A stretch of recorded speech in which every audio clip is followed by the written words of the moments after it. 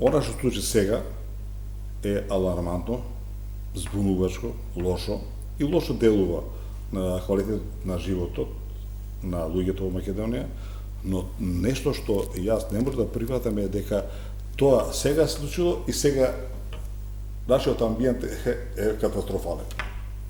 Не е точно. Нашиот амбиент, нашата животна средина континуирано се влошува. Од 1800 денеска, и порано.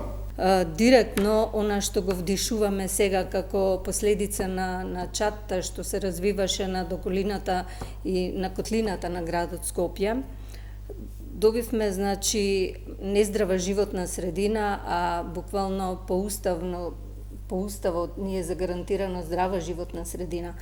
Значи, јас како инженер на овие пожари гледам како сериозен системски пропуст